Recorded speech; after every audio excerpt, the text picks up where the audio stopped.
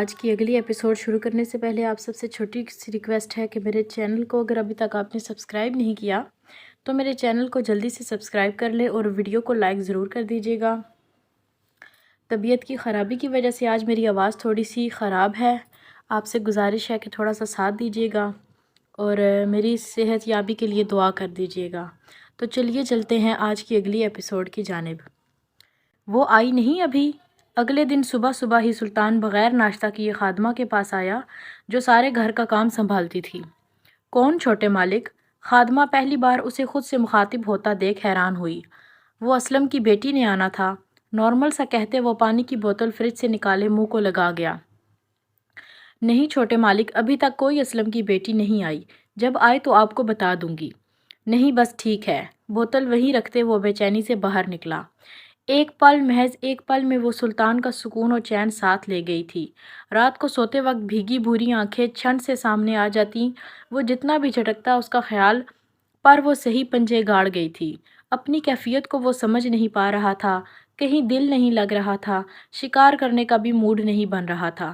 سارا دن وہ اسی انتظار میں رہا کہ کب زنیشا آتی ہے، پر اس کا انتظار رائے گاں ہی گیا۔ اسلم نے چھٹی لے لی تھی اس کے باپ سے، ورنہ سلطان اسے بلوا کر پوچھ لیتا۔ ایک ہی طریقہ ہے مس زنیشا تمہیں قید کرنے کا۔ تم نے سلطان کی نیند، سکون، چین چرایا ہے، اب اس کی سزا تمہیں ملے گی معصوم پری۔ راکنگ چیئر پر جھولتے وہ خطرناک ارادے لیے سر چیئر کی پشت پر ٹکا گیا۔ صبح جیسے ہی اسے اطلاع ملی کہ سلطان بہروز نے اسے کام کے لیے حویلی بلایا ہے، اس کی طبیعت ہی بگڑ گئی۔ بابا میں نہیں جا رہی۔ بیڈ پر لیٹی وہ باپ کا ہاتھ تھامے منت کرتے بولی۔ ٹھیک ہے بیٹا مت جاؤ، میں بڑے مالک سے چھٹی لے چکا ہوں اپنی۔ چھوٹے مالک غصہ کریں گے پر ان کے والد سنبھال لیں گے۔ مالک کی بات ٹالی ہے اس لیے۔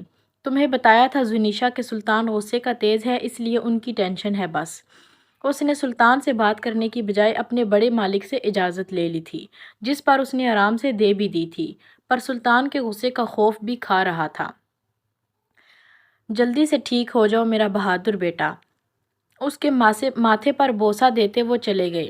وہ آنسو تکیے میں جذب ہوئے، 2 آنسو تکیے میں جذب ہوئے۔ رات طبیعت ذرا سنبھلی تو اٹھ کر سب کے لیے کھانا بنا دیا، لیکن پتی ختم تھی، چائے بھی بنانی تھی، اس لیے خود ہی دوپٹہ اوڑھتی باہر کونے میں بنی دکان میں چلی گئی۔ ڈبہ پکڑتے وہ جیسے ہی اپنے گھر کے قریب پہنچی، اندھیرے میں کسی نے پیچھے سے ناک پر کپڑا رکھا۔ وہ تڑپی مچلی پر جلد ہی ہوش و حواس سے بیگانہ ہوتی اس کی باہوں میں جھول گئی۔ سلطان سے اغوا جیسا کام بھی تم نے کروا لیا۔ چاند کی روشنی میں اس کے چہرے کو دیکھتے وہ مسکرایا، پہلی بار اس نے کسی لڑکی کو چھوا تھا۔ خاموشی سے اپنے کار میں لٹایا وہاں سے نکل گیا۔ اسے کوئی پرواہ نہ تھی اس کے گھر والے کیا کریں گے، اس کے محلے والے گمشدگی پر کیا خبریں پھیلائیں گے۔ وہ انجان تھا بعد میں ہونے والی صورتحال سے۔ وہ نہیں جانتا تھا غریبوں کے پاس انمول چیز عزت ہی ہوتی ہے، جسے وہ رات کے اندھیرے میں اٹھا کر ختم کر آیا تھا۔ اس کی آنکھ جیسے ہی کھلی، خود کو ایک بند عالی شان کمرے میں پایا۔ سوکھے ہونٹوں پر زبان پھیرتی اپنے حواسوں میں لوٹتی وہ اٹھی۔ آنکھیں وحشت و خوف سے بھرا گئیں۔ دروازے کی طرف بڑھتے اپنے بے جان وجود کو گھسیٹا۔ وہ کب سے بے ہوش تھی نہیں جانتی تھی۔ اس نے اپنے نازک ہاتھوں سے دروازہ زور سے بجایا پر کوئی نہ بولا۔ مسلسل دروازہ بجانے سے ہاتھ سرخ ہو چکے تھے، آنسو گالوں پر بہتے نیچے گر رہے تھے۔ کس نے اغوا کیا اسے؟ یہ سوال دماغ میں گردش کر رہا تھا۔ کس نے اغوا کیا اسے؟ یہ سوال دماغ میں گردش کر رہا تھا۔ چیخنے چلانے پر بھی جب کوئی جواب نہ ملا تو تھک ہار کر بیڈ کے پاس بیٹھتی پھوٹ پھوٹ کر رو دی۔ ہچکیاں بلند ہوتی گئیں اور آنسو بہتے گئے۔ چرر کی آواز کے ساتھ دروازہ کھلا۔ زنیشا نے بے یقینی سے آنے والی ہستی کو دیکھا۔ بہروز مسکراتے ہاتھ میں وائن کا گلاس پکڑے اندر آیا۔ زنیشا بے ساختہ پیچھے کھسکی، اسے خوف آیا اس کو بہروز سے جس کی سبز آنکھیں سرخ ہو چکی تھیں۔ ہائے بیبی ڈال، کیسا لگا پھر یہاں آ کر؟ میں نے تمہیں پیار سے بلایا بھی تھا پر تم آئی ہی نہیں، تم نے بہت تنگ کیا ہے سلطان کو۔ بہروز اسے نظروں میں رکھتے ماتھے پر بل ڈالے مدھم سا ہنسا۔ شاید اس کی حالت، زنیشا کو بے ساختہ اپنی قسمت پر رونا آیا۔ پلیز مجھے جانے دیں، خدا کے لیے، آخر کیا بگاڑا ہے آپ کا میں نے؟ زمین پر بیٹھی نازک سی زنیشا نے اپنے ہاتھ جوڑے، سامنے کھڑے بے حس شخص کے سامنے گڑ گڑائی۔ بہروز سکون سے وائن کا گلاس پکڑے تمسخرانہ اس کے وجود کو دیکھ رہا تھا۔ اس کی گڑگڑاہٹ پر اس کا دلکش قہقہہ روم کی فضا میں گونجا۔ اپنے بھاری قدم اٹھاتا وہ پنجوں کے بل اس کے سامنے بیٹھا اور اپنی سرخ گہری سب وحشت سے بھرپور آنکھیں اس کی بھوری نم آنکھوں میں گاڑیں۔ آہ معصوم پری آہ، آخر تم اس دیو کی قید میں پھنس ہی گئی، اور تمہاری غلطی صرف اتنی ہے کہ تم سلطان بہروز کی نظر کے سامنے آئی۔ اب تم میری قید میں رہو گی جب تک میں چاہوں گا۔ اس کا جبڑا اپنے ہاتھ سے جکڑے وہ جنونیت اور وحشت سے بولا، جبکہ نظریں اس کے چہرے کا طواف کر رہی تھیں۔ بھوری نم آنکھیں، چھوٹی سی سرخ ناک، باریک گلابی کپکپاتے ہونٹ، شفاف مکمل حسن اس کی دسترس میں تھے۔ سلطان بہروز کے ہونٹ شان سے مسکرائے۔ آپ مجھ سے نکاح کر لیں۔ کوئی بھی فرار کی راہ نظر نہ آئی تو بسی سے روتی زنیشا بولی۔ اس بات پر سلطان بہروز کی آنکھوں کا رنگ بدلا۔ جھٹکے سے جبڑا چھوڑتے وہ اٹھا۔ میں بہروز ہوں، سلطان بہروز، دنیا کو اپنے جوتے کی نوک پر رکھتا ہوں۔ ایک عام سی مالی کی بیٹی سے نکاح کر لوں؟ ہوں۔ اپنی طرف اشارہ کرتے وہ بے حس پتھر دل والا شخص اسے طنزیہ کہہ رہا تھا۔ اس کے لہجے سے غرور چھلک رہا تھا۔ کسی بھی قسم کی خوش فہمی مت پالنا لڑکی، تمہیں صرف اپنا دل بہلانے کے لیے لایا ہوں، ورنہ مجھے خاص دلچسپی نہیں ہے تم میں، اس لیے رات کو تیار رہنا۔ تم پہلی خوش نصیب لڑکی ہو جسے سلطان بہروز اپنے بیڈ روم کی سیر کروائے گا۔ پگھلا سیسا اس کے کانوں میں انڈیلتے وہ سیٹی کی دھن بجاتے جا چکا تھا، لیکن جاتے جاتے اسے بھی پتھر کی مورت بنا گیا تھا۔ کیا عزت روندنا اتنا آسان ہوتا ہے ان امیر زادوں کے لیے؟ کیا کسی لڑکی کو کچل دینا ان کے لیے شان کا کام ہے؟ کیا یہ رب سے نہیں ڈرتے؟ کیا ان کی مائیں بہنیں نہیں ہیں؟ کیا انہیں مکافات عمل سے خوف نہیں آتا؟ کیا یہ کھلے عام جرم کر کے بھی سر اٹھا کر چلتے ہیں؟ کیا ہمیشہ لڑکی اپنی عزت کھونے کے ڈر سے چپ رہے گی؟ کیا کوئی انصاف والا نہیں ہے؟ کیا ہر انصاف کا کٹہرا ان کے پیسوں کے آگے ہار جاتا ہے؟ ہزاروں باتیں اس کے دماغ میں گردش کر رہی تھیں، لیکن اس کے پاس کسی ایک کا بھی جواب نہیں تھا۔ وہ جان چکی تھی آج اس کی زندگی کی بھیانک ترین رات ہوگی، کیونکہ وہ جانتی تھی یہ شخص جو کہتا ہے اسے کرنا اپنے لیے فرض سمجھ لیتا ہے۔ ایک آہ تھی جو اس کے لبوں سے نکلی، پھوٹ پھوٹ کر روتی وہ اپنی موت کی خواہاں تھی۔ آج بہروز سلطان نے اپنا فارم ہاؤس دلہن کی طرح سجایا تھا۔ کمرے تک جاتا پھولوں کی پتیوں کا راستہ، اور اپنے کمرے کو اس نے جس طرز سے سجایا تھا کہ دنگ ہی رہ جائے دیکھنے والا۔ خوشی اس کے انگ انگ سے پھوٹ رہی تھی۔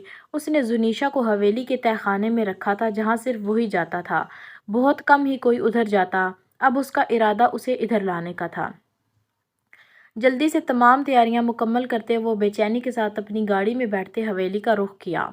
اس کا ارادہ سیدھا حویلی کی بیک پر بنے خفیہ دروازے سے اندر جانے کا تھا، پر اس کی موم سامنے سے آتی اسے روک چکی تھی۔ اوہ ماما، مجھے ضروری کام ہے، پلیز بعد میں کہنا، جو کہنا ہو کہہ لیں۔ اس نے ٹالنا چاہا، جانے کی خاصی جلدی تھی۔ بہروز، میں کہہ رہی ہوں ادھر بیٹھے میری بات سنیں۔ سامنے پڑی کرسیوں میں سے ایک پر بیٹھتی انہوں نے سخت پتھریلے تاثرات سے بہروز کو جانچا کہ وہ گڑبڑاتا بیٹھ گیا۔ ایک واحد یہی تو ہستی تھی جس کے سامنے بہروز خاموش رہتا تھا۔ دنیا میں سب سے زیادہ وہ چاہتا بھی اپنی ماں کو ہی تھا۔ ماتھے پر بل ڈالے کوف سے وہ ان کے سامنے بیٹھ گیا، لیکن بیٹھنے سے پہلے اس نے موبائل سے اپنے خاص بندے کو میسج کر دیا تھا کہ لڑکی کو فارم ہاؤس پہنچا دو۔ بیٹا بہروز، کیا تم نے کسی لڑکی کو حویلی کے تہہ خانے میں رکھا ہے؟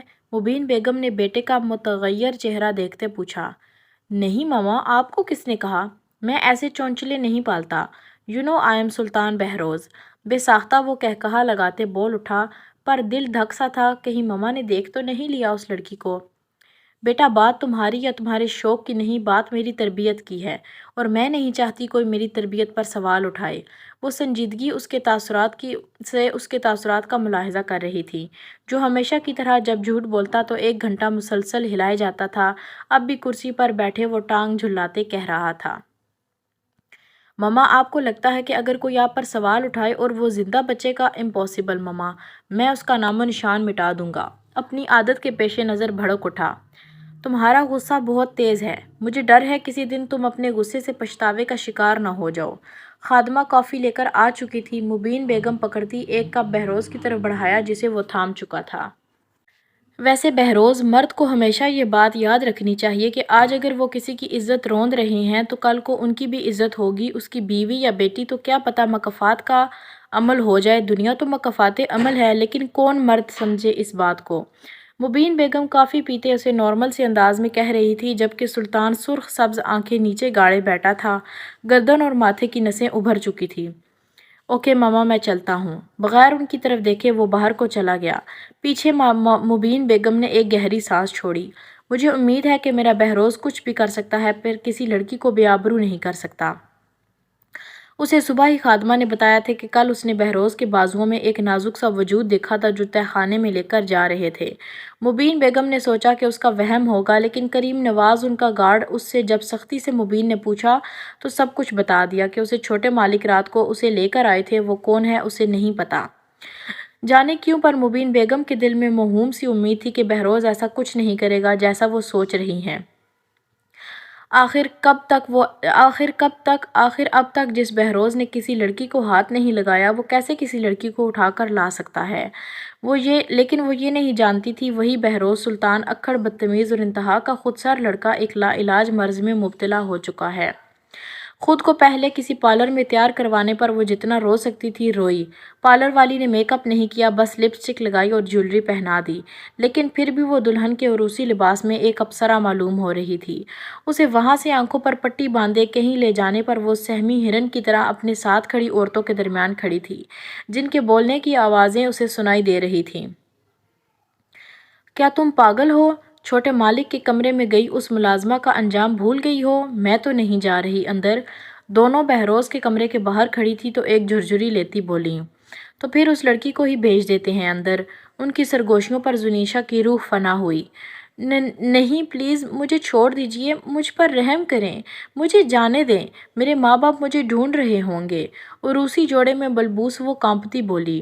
دونوں عورتوں نے افسوس سے سجی دلہن کو دیکھا، جانے کون سی غلطی ہوئی کہ وہ بہروز کے قہر کا نشانہ بننے والی تھی۔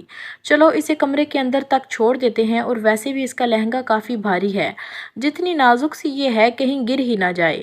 دوسری تاکید میں سر ہلاتی اس کے لہنگے کو اٹھائے بہروز کے کمرے کا دروازہ کھولتی اندر چھوڑا اور باہر آ گئی۔ دروازہ باہر سے لاک کرتی وہ جا چکی تھی۔ جب کسی قسم کی کوئی آواز سنائی نہ دی تو کانپتے ہاتھوں سے اس نے اپنی آنکھوں سے پٹی اتاری۔ کمرے کو یوں سجا دیکھ کر وہ پتھرا گئی۔ اس نے تو کوئی ایسی حرکت بھی نہیں کی تھی جس کا بدلہ بہروز لے رہا تھا، پھر وہ کیوں اس پنجرے میں قید ہو گئی؟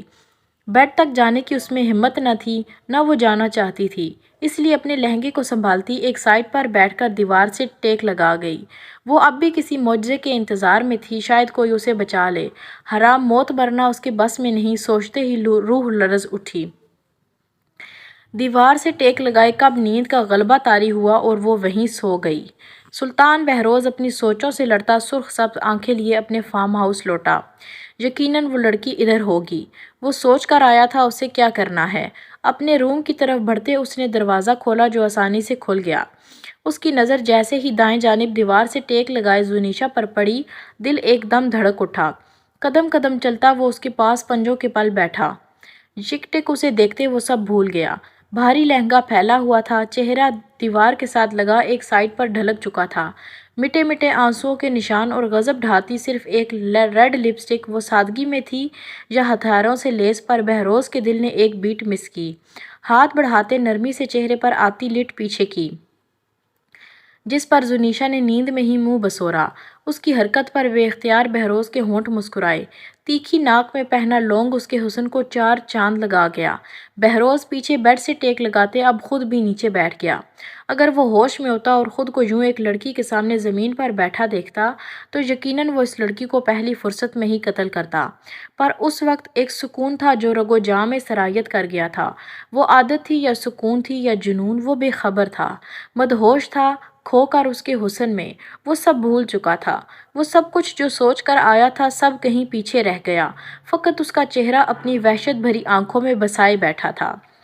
دنیا کا ہر نظارہ نگاہوں سے چھین لے، کچھ دیکھنا نہیں ہے تجھے دیکھ کر مجھے۔ بند ہوتی آنکھوں سے اس پری پیکر کا چہرہ دیکھتے اس نے مسکراتے آنکھیں بند کر لیں۔ کسمساتے اس نے اپنی آنکھیں کھولی جو سیدھا دھندلے سے چہرے سے ٹکرائیں۔ منظر صاف نظر آنے پر وہ سانس تک روک گئی۔ کچھ ہی فاصلے پر بالکل اس کے سامنے نیند میں گم بیڈ سے ٹیک لگائے سویا ہوا تھا۔ اس کی کائی جمی آنکھیں اس وقت بند تھیں۔ کشادہ پیشانی پر ہائی لائٹ کیے گئے بال بکھرے ہوئے تھے۔ تیکھی مغرور کھڑی ناک اور ہلکی بھوری بیئرڈ جو اس کے چہرے پر کافی جچ رہی تھی۔ بھوری گنی مونچھوں تلے دبے آپس میں پیوست انابی لب، اسے دیکھتے کسی ترکش ہیرو کا گمان ہوتا تھا۔